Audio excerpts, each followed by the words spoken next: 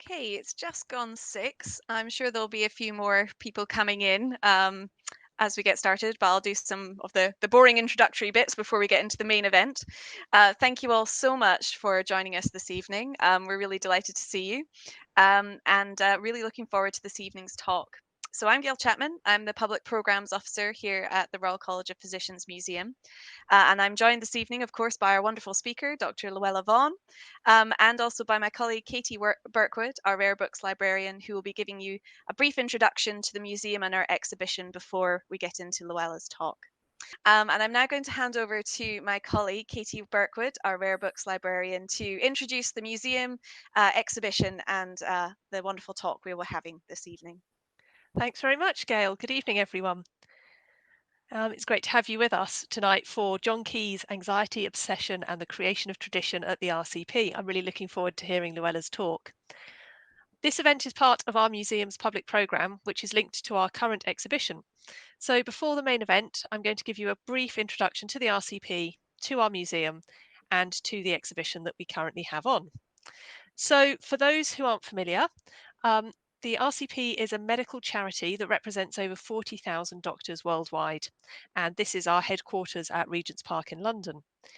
Its core mission is to improve patient health and to reduce illness. And as well as being a modern healthcare charity working to raise standards and support the medical workforce, it's also an organisation with a 500-year history. This history is looked after by the Archives, Heritage Library and Museum team. Together we care for a huge range of collections: rare books, artwork, medical instruments, which is what you can see in this image here, silverware, and letters and manuscripts, all of which embody the history of physicians and the work that they have done over time. In normal times, these collections are available for research. They're displayed around the RCP at Regent's Park, London, and they're used in our active exhibition and events programme. At the moment, we're waiting to determine our public reopening date. So if you want to know when you can come and visit us in person, sign up to our newsletter and keep an eye on our social media, and we'll have all the latest info up there. Our current exhibition is RCP Unseen, the history of medicine as you've never seen it before. Now, lots of museums have many more items in their stores than they can possibly display all at one time. And the RCP, with 500 years of collecting history behind it, is no different. So we used lockdown last year as a chance to explore our own collections in more depth, to pull out items and stories that we've not had a chance to show you before. So we show some of the books and tools that doctors have used to do their work over the centuries. We flip the script and hear from patients that they've treated. We display some items that you'd never expect a medical organisation to own, investigate how doctors have been trained over the centuries, explore new research leads coming out of our collections, and look at how the collection is growing today. We've installed the exhibition at Regent's Park, so it's ready and raring to go when we can let people back in again. And I'm just going to show you a quick 30-second video preview of what you'll be able to see when we reopen. And the video is silent, so don't worry if you don't hear me for a few seconds.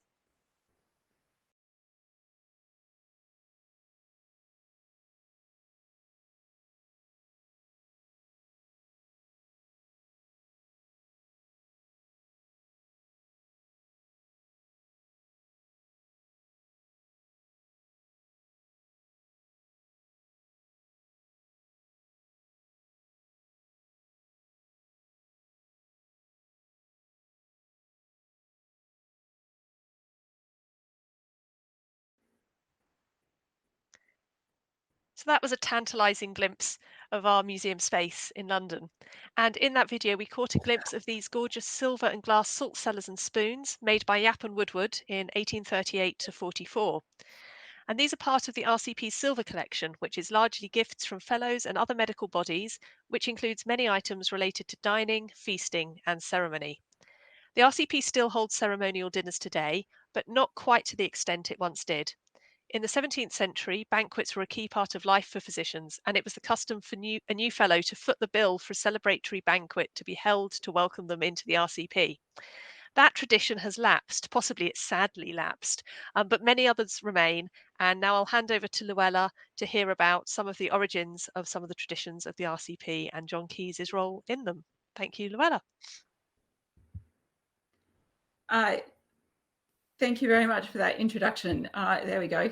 that's the first slide. So my name's Louella Vaughan. I'm the Harveian librarian of the Royal College of Physicians. I'm proud to say that I'm the first female and the first Australian to hold this job, which is quite exciting.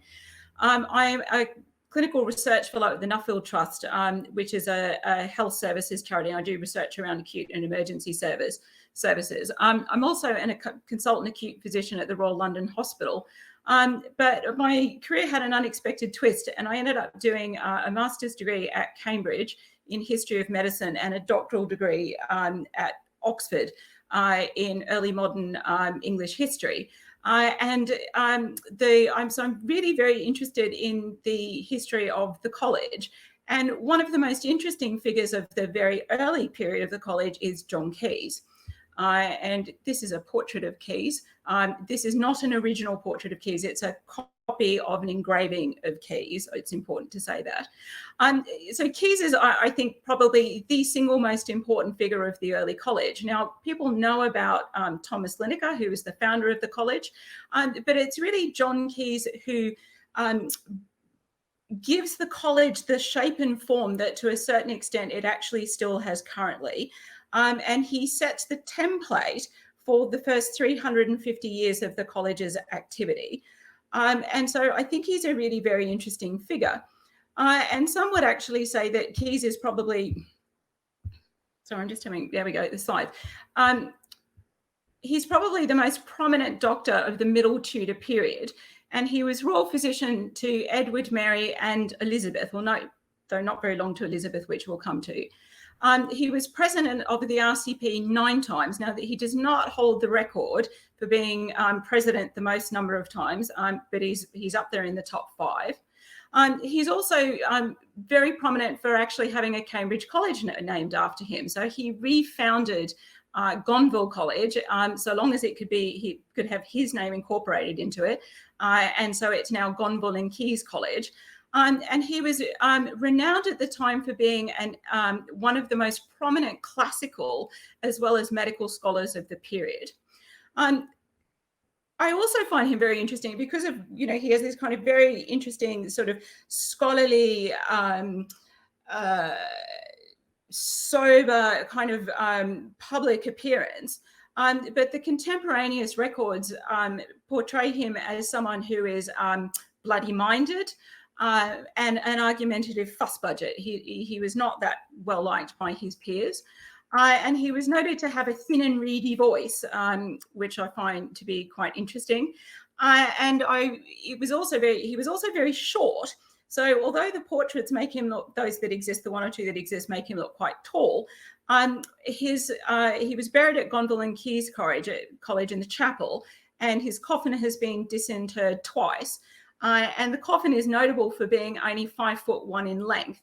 And so this implies that Caius was actually probably really quite short, even for the period.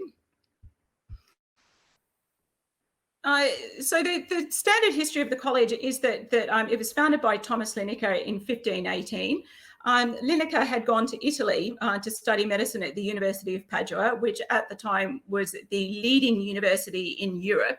And it was certainly the most prominent place to study medicine.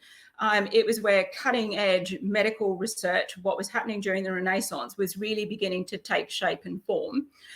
It also had a really sophisticated system of guilds, medical guilds for the regulation of medical practice. And so when Lenica returned to London, he apparently was horrified by the illiterate monks and empirics, which were practicing in London at the time. And so he decided that something needed to be done about this. And he persuaded Henry VIII to give him a charter to govern and license medical practitioners within 7 miles of the city of London. And the college was founded on the 23rd of September, 1518. So it's very recent. And this is a picture.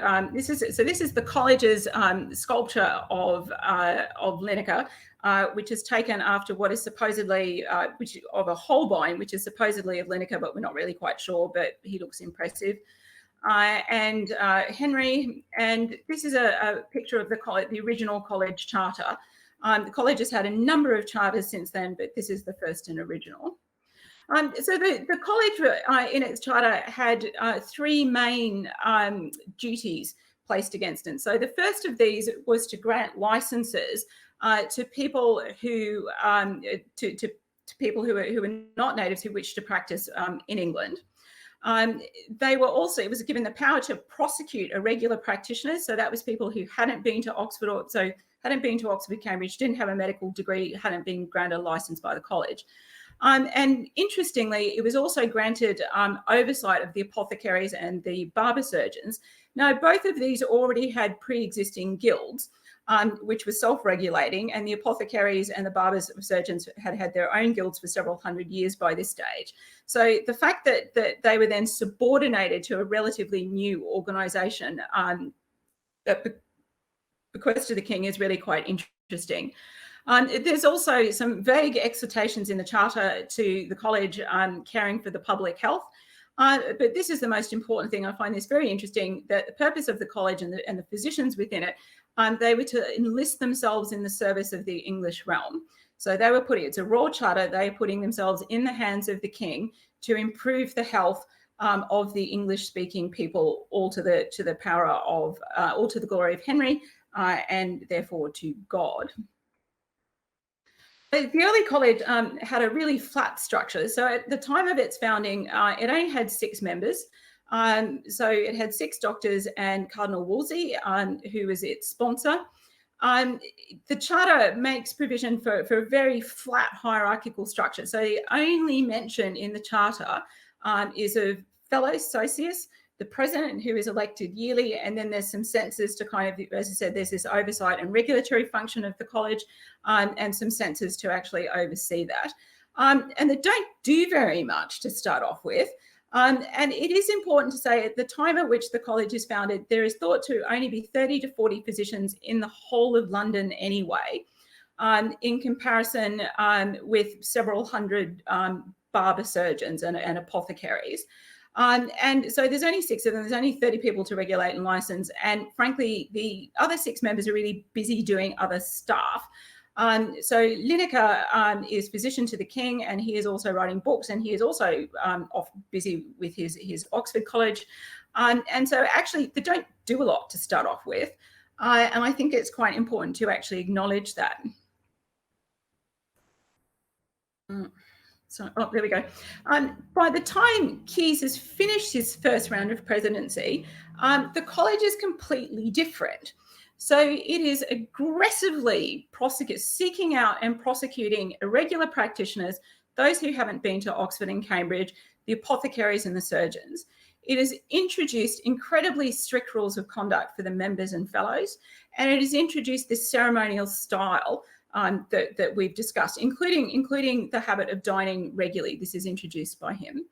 The college has also really restricted its entry criteria, and it's vastly expanded its hierarchical structure. And I'll go into all of these things in more detail. But I think, you know, there's a clearly, and Caius does all of this very rapidly in the space of sort of 5 to 10 years. And I think this begs the really interesting question of why. So why does this happen?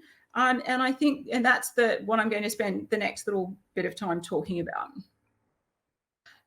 So if you're going to understand what a person does, you have to understand, I think, a little bit about who they are and where they came from. So Caius was born John Caius in Norwich in 1610. He received a good education. He went to a grammar school, and then he went to Gonville College, which I think is quite important, in 1529. Like all people at the time, but the only thing you can study as an undergraduate is philosophy and religion. So he does a basic BA degree, he takes his MA in divinity, and then he heads off to Padua. At Padua, his excellent knowledge of Greek is acknowledged, and he actually becomes professor of Greek while he's undertaking his medical studies. So this is a man who is deeply intelligent, deeply learned, deeply attached to the texts, which are critically important to the Renaissance. After graduating as a doctor from the University of Padua, he travels for a number of years through Italy, Germany, and France, and he studies with a number of the other preeminent medical scholars and classical scholars of the period, including Sylvaeus in France. I like this touch. So by the time he leaves as John Caius and he comes back as John Caius. So he has rebranded himself as a man of the world, which is continental Europe, who has received the best education that he can possibly have at this time, which is to go to Padua and to study medicine. He's admitted as a fellow shortly after he returns in 1547. As far as we can tell, he did not practice in London to start off with, but he practiced in Norwich and Cambridge, with which he was already familiar, and in Shrewsbury. Why Shrewsbury, I don't know, but he's supposed to have practiced there. Well, we know he practiced there because he writes a book about the sweating sickness which broke out in Shrewsbury, and he really makes his career with this. So he has seen an interesting disease. He writes a book about it based on the best principles coming out of Italy, which is about observing illness up close and writing about it. He advances rapidly on the basis of this book. He advances rapidly through the ranks of the college, and he becomes physician to Edward VI. And he's appointed for the first time as college president in 1555, and he is reappointed each year through to 1560. Now, the college at the time, as I said, it was found, it had been founded for some time by now, for about 40 years, but it hadn't done very much. And as I said, there's a problem with it because it's founded as primarily as a regulating and licensing body, but it's not doing much of this, mostly because doctors have other stuff to do other than to, they're busy making money. So they don't really have time to license and regulate. It's very difficult to provide public health when nothing is known about the mechanisms and spread of disease. There have been several kind of aborted attempts by the college to do things to help with the spread of plague, which has not been terribly successful and possibly was even a bit embarrassing. And the college had no intellectual program to speak of, although some people thought that the college ought to be doing this. And I think the other thing that's really important to understand is how odd the social position of the doctor is in this period. Now, the doctor sat completely outside, the physician, I think it's more important to say, sat out completely outside of the norms of medieval life. So in the medieval period, most people, particularly in London, belonged to an identifiable guild. The physicians did not have one of these. They didn't have their own, the importance of the level of structure that the guilds give to medieval life, of the kind of the, there's no real middling class, but if you're kind of a professional, is absolutely extraordinary. You have your own district, you have your own church, you are expected to eat, marry, worship, and exist within a relatively narrowly confined space, and to train in it. And in some ways, this is considered to be restricting, but it also gives people a clear identity, and a community and a social structure. And the doctors exist outside this. They don't have anywhere to go. Where are they? Well, they're in rich people's houses, and they visit them in turn. And so this requires them to have the manners of a gentleman, but they are not one. These are men who at this time are not rich, and they work quite hard. Because of the very long length of medical training, which is 12 years, and you can't marry for various reasons while you're training. And then you have to make a living for yourself, and quite hard to get started. They marry very late, if not at all, which again, in the medieval period and early Renaissance period is very, very unusual. And they are very, very dependent on the patronage of strangers. So as I said, there's only about 30 physicians. You have to make friends. So medical consultation is usually just not one doctor. It's a series of doctors in the house. So the lead doctor has to like you, and then you kind of get invited along as the junior person, and then people get to like you, and then you become the kind of the senior doctor. And so it's very, very dependent on patronage, not only of those people that you serve, but also of your senior peers and colleagues. So this is very, very different from the way that most other men, and it's all men, exist in this period. And so my supervisor, Margaret Culling, who is probably the foremost scholar of the college in this period, labelled it as an anxious organisation. And I think this is completely true. It's not clear about its purpose, and the doctors are unclear about their own social standing. And it permeates the college for a very long period of time.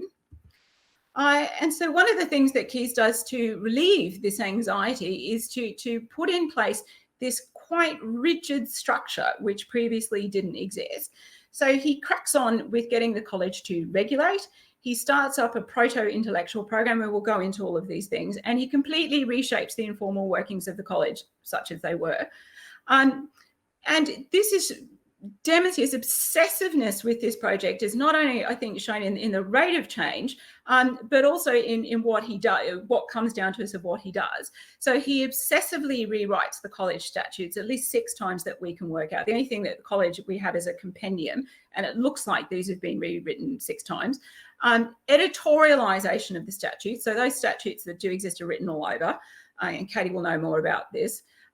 Repeated requests to the monarchs for new charters, and he also begins the college annals, which is the record of the college meetings and the activities of the college. So, you know, vast amounts of time and energy placed into recording and editorializing and formalizing the processes of the college.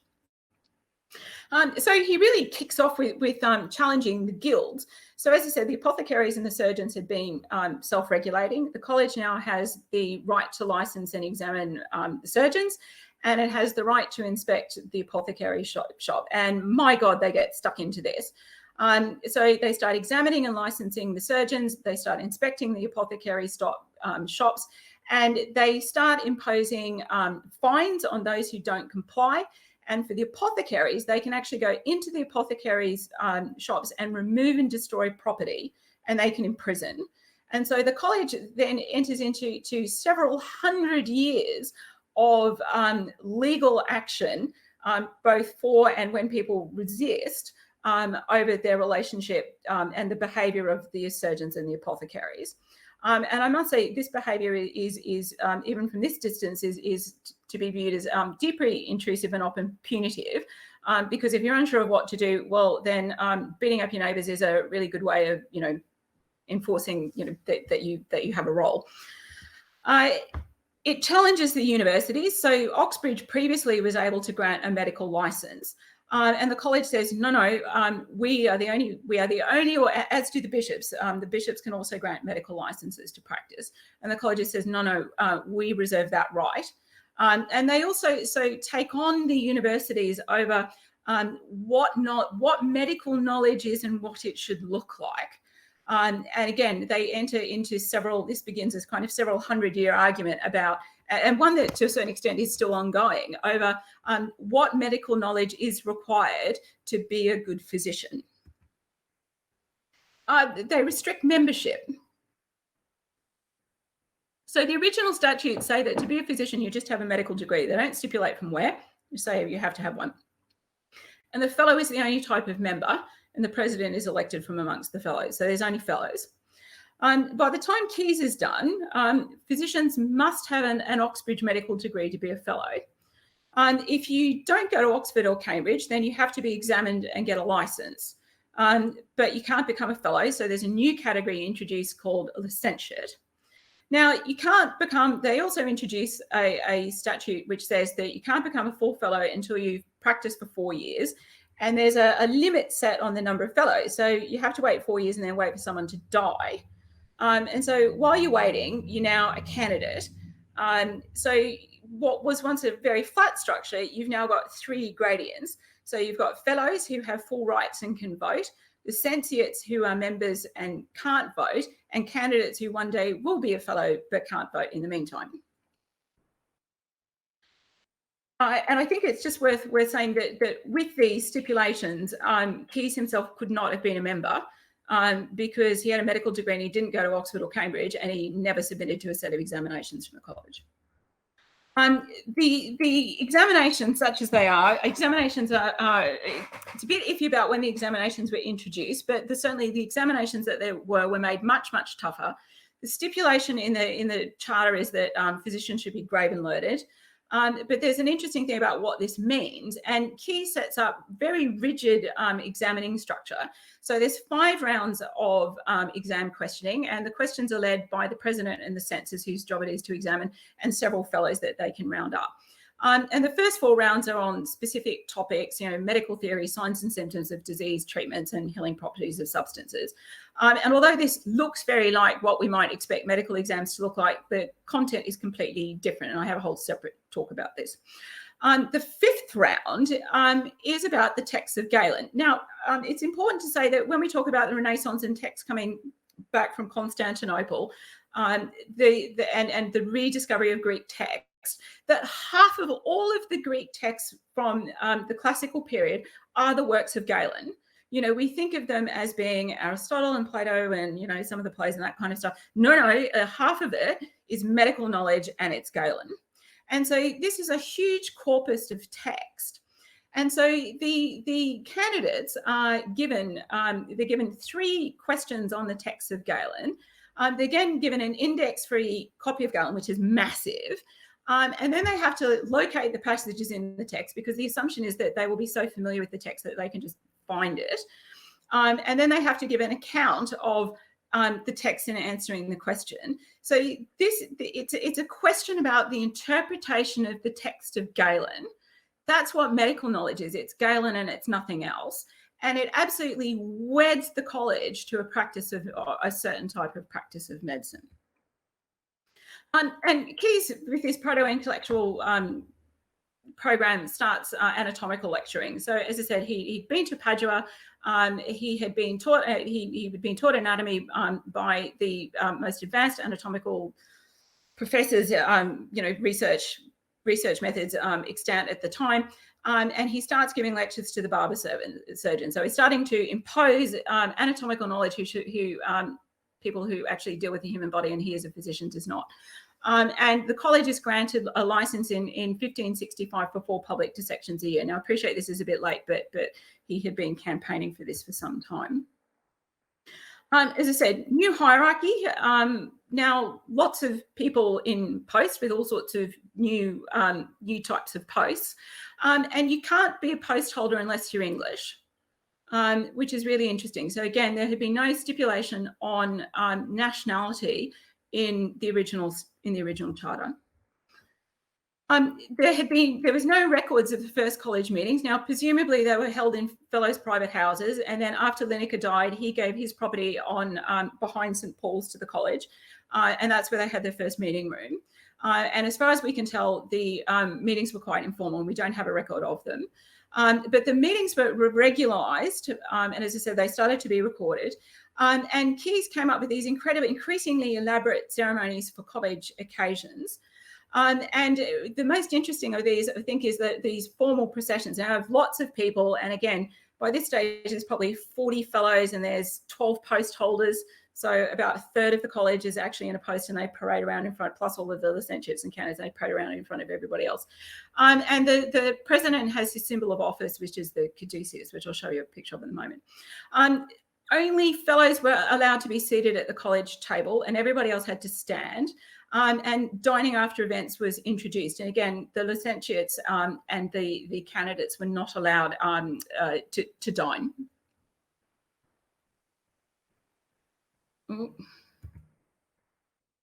So this is the caduceus. So this is the silver rod that Caius bought himself to lead up the procession. So the caduceus would be put on a red velvet cushion, which Caius also bought, and it would be carried in front of him as a symbol of his presidency. Now, the 4 symbols are thought to symbolize that this is supposed to be a scalpius, which is that the four serpents are supposed to symbolize medical knowledge and wisdom. But in fact, actually, the caduceus is supposed to represent Caius as president, clemency and prudence. And I will talk a little bit in a moment about how Caius became president of Gonville and Caius, and he liked the caduceus so much that he used to parade around Cambridge with, again, a caduceus being carried on a red velvet cushion. So there is another caduceus at Gonville and Caius College. So he got to have 2 caduceuses, and he liked it so much. So it's not just about being a medic. It is a symbol of presidency and power. And the other interesting thing is that, and I will come back to this image, please just take note of this, is that physicians have to be sober in attire.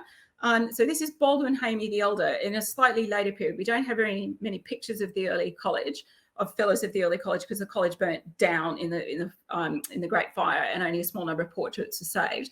So this is slightly later, but again, note the very, very sober appearance. Now you can argue about the frilly ruff, but this is a man who is dressed seriously. And the other thing that he did, which is quite interesting, is the absolute lionization of lenica. So he's a classical scholar. Lenica is also a classical scholar, and he makes Lenica the most important classical scholar of the whole entire period. And that Leneca's founding of the college is quite possibly the most important thing that's ever happened in medicine ever in England to that point, which quite possibly it was, but anyway.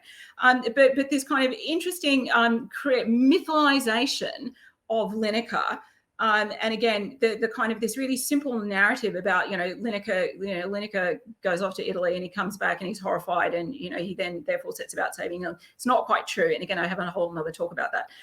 But this kind of changing of the narrative is really very interesting. So a couple of problems with Caiuss's reform. Now, it's really evident, even by the time Caius is doing all of this, that there are problems with it. So what are the problems? Well, it conflicts with the founding principles. And I've already made a big deal about this. Only socius are mentioned in Latin. Well, what does socius mean? It means friends, allies, comrades.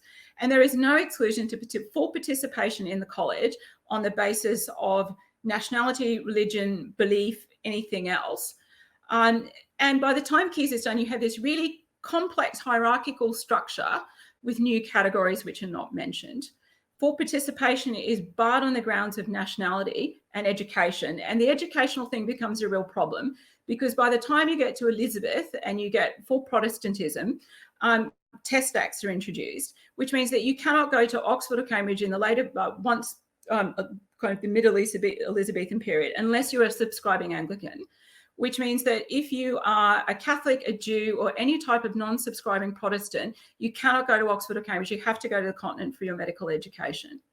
So there are bars to participation based on religion that are artificially, the consequence of it is that there becomes bars to religious participation on religious grounds.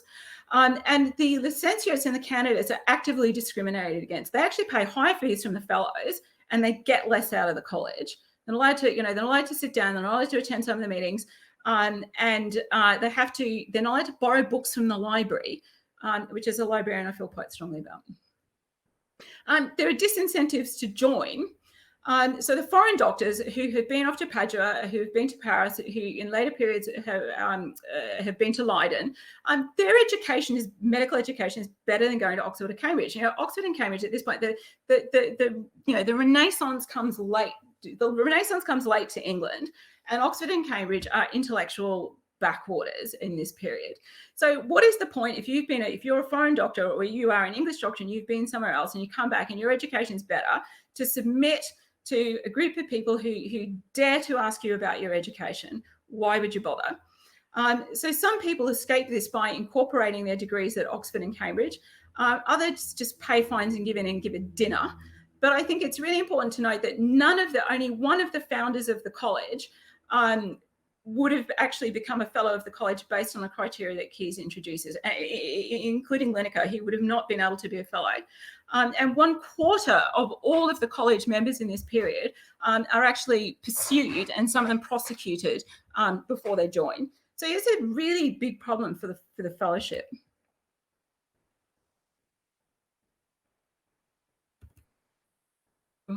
And then there's the issue of galen. So as I said, the examinations have defined medical knowledge as being galen. Well, what is galen? Well, galen is the notion of the 4 humours which correlate with the 4 organs of the body, which produce 4 types of substance in the body, and that disease is caused by imbalance of these substances in the body, and that the cure for this is to rebalance the humour.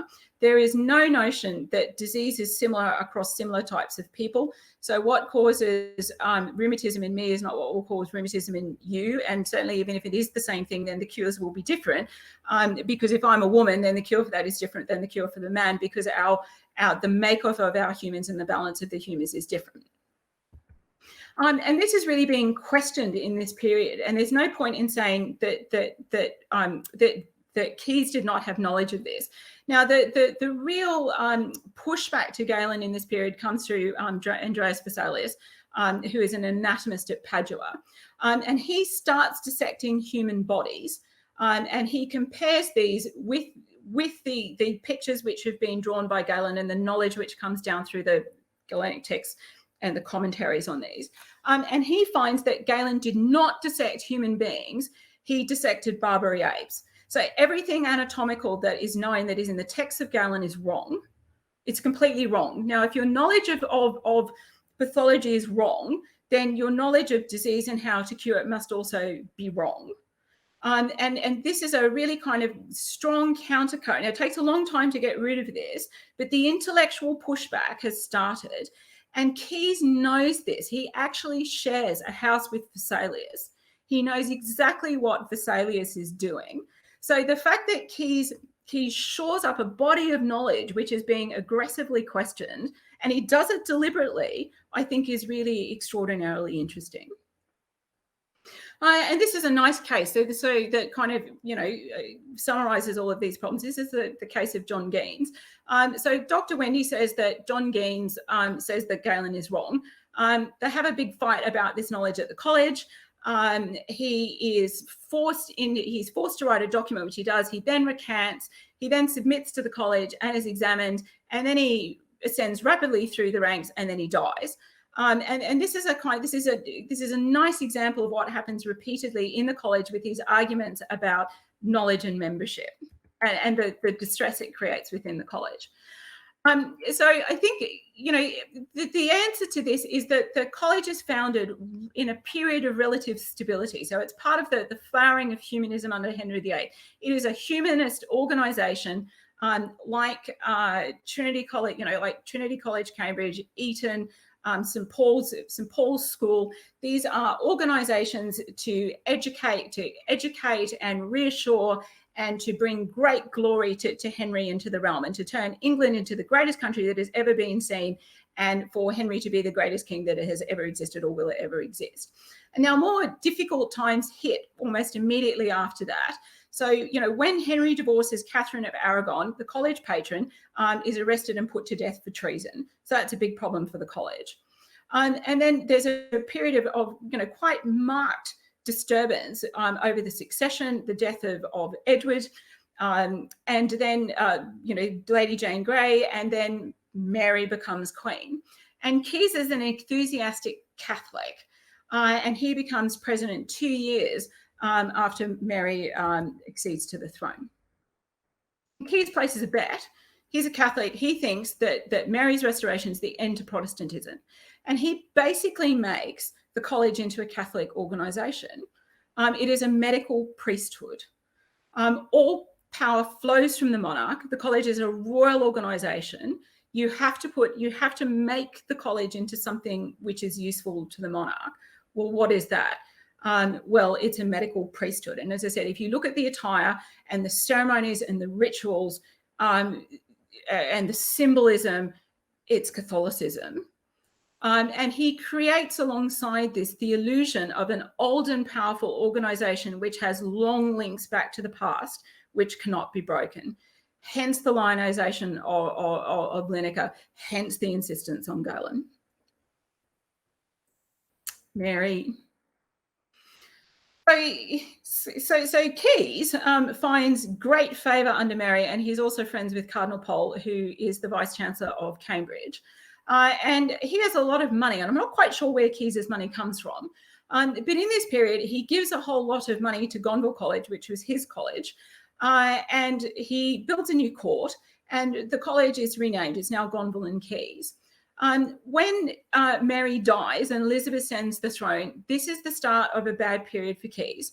But because he's given all of this money, he basically disappears off to Cambridge, and he becomes master of Gonville and Caius College, which is a good thing for him. And he's given so much money to the college that this is barely questioned despite his Catholicism.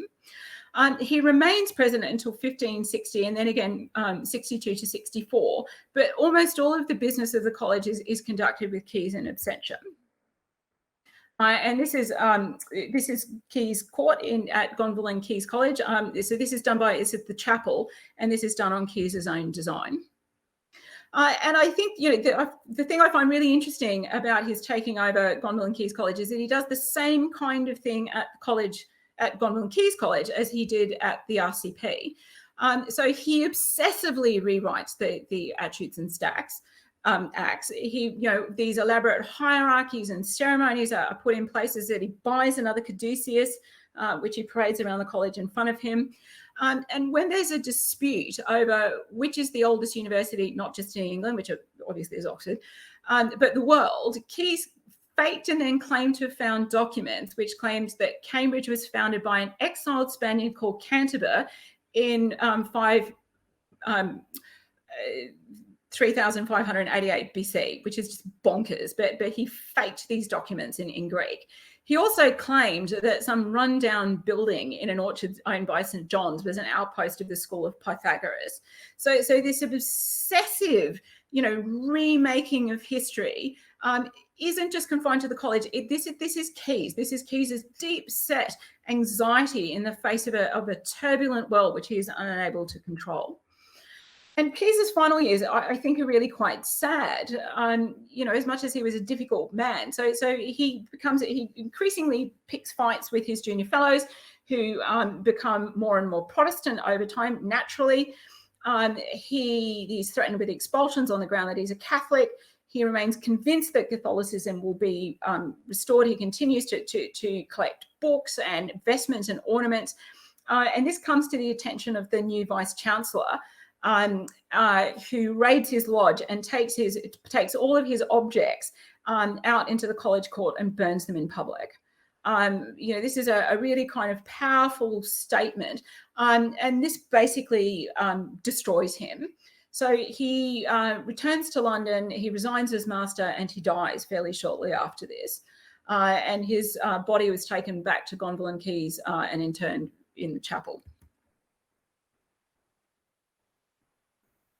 Oh, sorry, the slides are really slow. So Caius's legacy. He absolutely leaves the college with a purpose. Before it had no purpose. It's now got a purpose. It's now got identity.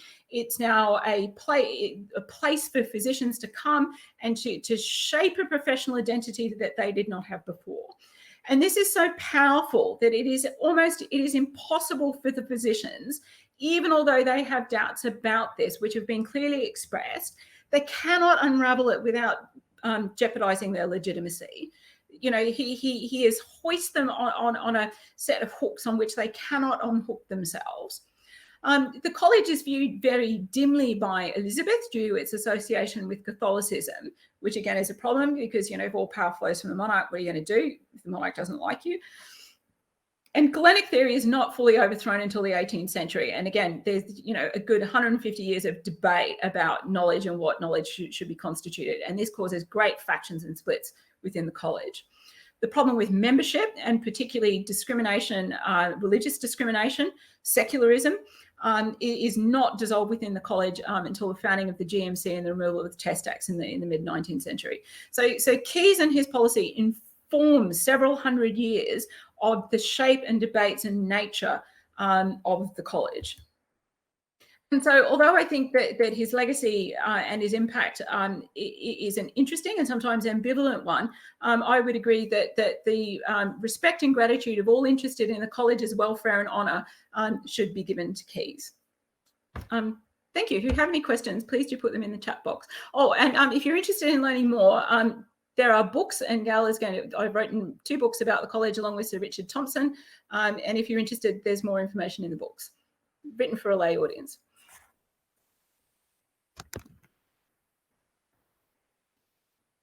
fascinating. I'll pop the links to where people can buy those books in the chat. We're actually having a sale in the RCP bookshop, so please do feel free to enjoy one of those coffees. And in the meantime, if anyone would like to maybe write any questions in the chat or in the questions and answer box, please, if possible, and we'll put those to Luella. But maybe whilst people are typing, Katie, did you have any questions to get us started, perhaps? Yes, I did.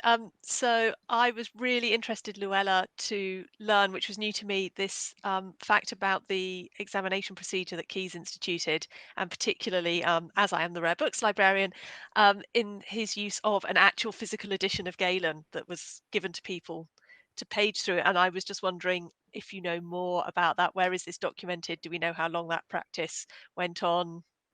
Tell me more. Tell me whatever you know. Well, so I must say, so this has come down to me from Clark, which of course is the college, the big college history.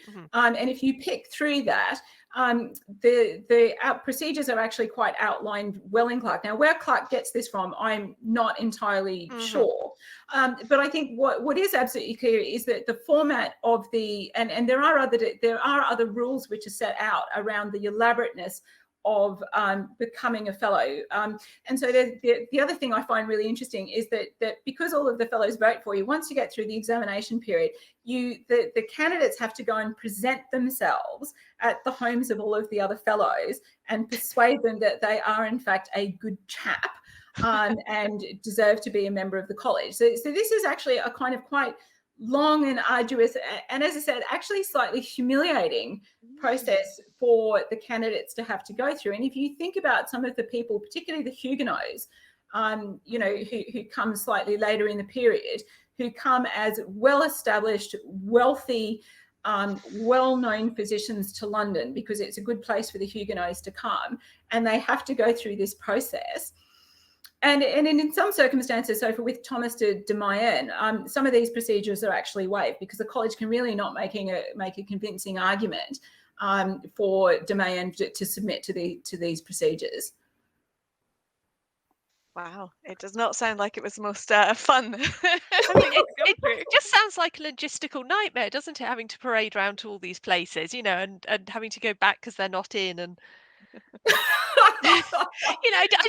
my mind goes to the sort of boring diary management sides of it, and how someone's election could be delayed because of a diary clash or something.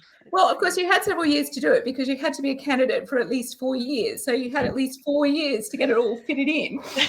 Wow. So we've had a question in and a comment. So Andrew's mentioned, who said very interesting and thinks Caius is obviously a bit dodgy, and has also mentioned that apparently the original name of Gonville and Caius was actually Gonville Hall rather than Gonville College. Yes. Okay, yes, fair enough. Yes. Just my clarifying that for for yes. everyone else.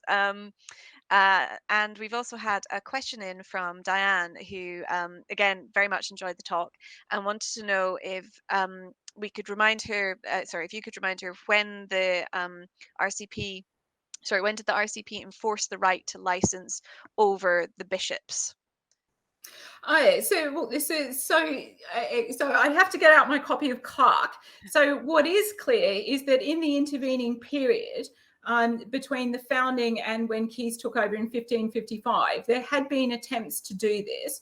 So certainly some of there was some tightening up in 1528, and there's an attempt to kind of get going then. And there had been irregular attempts to do it. But I think the marked change with Caius is that it becomes consistent and sustained, which it had not been before. So before it had been patchy, and I think that, again, you've got a small college, and I think what is clear, although the evidence for this is slightly lacking, is that there is much more evidence of kind of systematization within this, because you've now got an organization which is, has somewhere to meet, it's meeting regularly, it has business, people are expected to attend, there are fines imposed for non-attendance. And so that kind of infrastructure that's required to get these things up and running, I think, is now in place, which gives impetus to this now happening on a regular basis. And what is clear is that in terms of the prosecutions, the number of prosecutions goes up massively after 1555, when Caius becomes president. Yeah, that was actually one of the things I made a note of, was the thing about the bishops. I had no idea other people could provide the licenses. That's fascinating. Okay, so we've also had a question from Patricia, who wants to know more about medical education at European universities. Firstly, was it also Galen based, if you know, perhaps? Do you know if it was Galen based in the European ones? If there was any similarities with the curriculum? Right. So there's a whole. So there are scholars who have devoted whole entire lifetimes to this. So in brief. To be brief. So I think what is really interesting about this is that the separation is how long the separation from Galen takes. So intellectually, it does take a long period of time. And it takes a long period of time for exactly the same reasons that I've alluded to, which is that it calls the question, or it calls into question the whole entire practice of medicine. Because if you're going to admit that you have no texts and you have no knowledge, you have nothing, then how can you possibly have any claims to be able to heal the sick or cure? Or to have large fees? There is no difference between you and the nurse down the road, or a witch, or anybody else, quite frankly. So there are impediments to the dissection of knowledge in this period.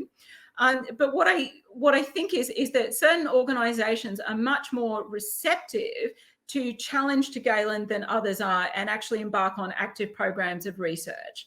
And certainly the University of Padua is embarked on an active program of research. And again, even across the university, it's not uniform.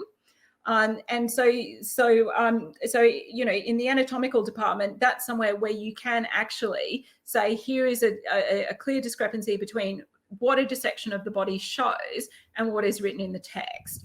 Other questions around do remedies work, or what's a disease, take a lot longer to come into practice, into play. Like there's no concept of a trial. So unless you have a concept of a trial, you can't do, So all of this stuff, and a big chunk of my thesis was actually devoted to this problem of legitimacy of knowledge, and how do you question legitimacy of knowledge when saying, I don't know, I have no knowledge, means that you.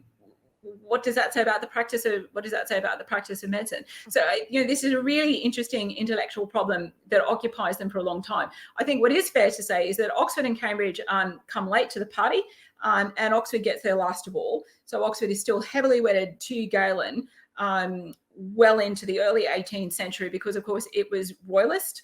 And royalism is associated with authority and Greek text and classicism, all that kind of stuff. Whereas Cambridge is much faster to adopt the new philosophy and the principles of the scientific revolution. Well, thank you. So we haven't had any direct questions further. A couple of comments. Someone talked further about the history of Gonville Hall. Apparently, it also had the name William. It was renamed by William Bateman at some point as the Hall of the Annunciation of the Blessed Virgin Mary. I'm wondering if that's perhaps emphasizing that Roman Catholic connection you've been talking about. I don't know if you were aware of that name. Perhaps it came at a later date. No, I'll have to look that up. Thank you for that. So it sounds like it's had some interesting names. And someone just talking about the numbers of fellows in different time periods. So mentioning, yeah. I think you talked about that right at the beginning. We had a very small number. They keep raising the cap on the number of fellows, because of course, as London gets bigger and it expands and it becomes increasingly a major European capital, then they keep having to go back and increasing the number of fellows. And in fact, there's a massive expansion during the Restoration, because of course the college burns down in 1666, and they don't have a college, and they're actually robbed. So first of all, they're robbed, and then the college burns down. So they don't have a building, and they don't have any money, and they're a bit screwed. So they massively expand the number of fellows at that point, including creating honorary fellows so that they can get some cash in. So the number of fellows varies substantially over time. Definitely. Okay. Do you have any further direct questions? if anyone's still thinking of one, I actually had one which maybe you can help me with, Luella, which I've always wanted to try to understand. You mentioned towards the end there how obviously the General Medical Council take over licensing in the the 19th century. So what happens to the membership then? I know today we still have fellows and members. Where did the licentiates go? do Well, they? so that's a really interesting question, because actually the kind of the category of licentiate actually lingers on for some time after that. Mostly, I think, because the the structure has changed, and structural change doesn't tend to happen all at once. But it kind of it kind of gets incorporated, and I think this is a really it's a really interesting things with some of the colleges, because the distinction between I think it gets incorporated in the member, and then the fellowship, it becomes a point of distinction. Whereas in my own college, so I'm also a fellow of the Royal Australian College of Physicians. There are no members of the Royal Australian College. You're either a fellow or you're not. So there are some interesting, there's some interesting stuff that happens around this. And you can also be, there's also a period where they introduce the category of extra licentiate. So there's all this kind of very odd stuff that happens with the categories and gradings. And the reformation of the colleges again happens over a very long period of time, not just for the Royal College of Physicians, but also for the surgeons. These are kind of complex organizational restructurings that take some time to happen. But certainly that kind of the GMC, the college having an absolute stranglehold on licensing disappears with the founding of the GMC. Okay. Well, thank you. Yes, since I started here, I've asked a few people in the team, and we've all been a bit confused. So, I think it's a very complicated issue. So it's quite complicated. But Irvin Luden is the person who's written most about it. I can send you a reference. I shall have a look. Thank you. Okay, I don't think we've had any other questions, and we've only a couple of minutes left. So I'm going to use the opportunity to do a bit of plugging before I forget, if that's okay, Luella. Thank you so much for your talk this evening. It's been really fascinating. And I know that I spotted a few people came in a bit later, so might have missed the beginning of your talk. We have been recording this evening, and we will be putting it up on our YouTube channel afterwards. Everyone who's been will send you who booked for the talk will send you a direct link, so you can catch up on anything that you missed this evening. And if you're keen on coming to another one of our events, so we have upcoming next month on the 3rd of November, if you want to do a quick 20-minute virtual tour, if you're missing us like we are missing you, want to come round for a quick taster tour, or maybe you've never been to the college and you're keen to come when we reopen, you can have a quick taste. We're doing a free 20-minute virtual taster tour of the RCP on 3rd of November at 1 o'clock. And we have a very exciting workshop looking at as we always enjoy, the crossover between art and medicine. So this is a workshop being run by London Drawing for us called Alternative Selfies. It's a live virtual self-portrait class, and it's inspired by the many versions of self-image and portraits and drawings and prints and objects we have to do with physicians and their image. But you'll get a chance to have a bit of fun and make your own self-image whilst learning about the kinds of things and representations we have of doctors over the years. So please feel free to come along to those. We'd love to see you. All of these can be booked online, so either through our Eventbrite account if you follow us there, or I've just popped a link in the chat to our events page where you can find out more information about all of those. Yes, so thank you very much, everyone, for joining us this evening. And we really appreciate, Luella, your time and your expertise. It's been fascinating. Thank you for asking. Okay. Okay, wonderful. Thanks very much, everyone. Bye for now. Good night.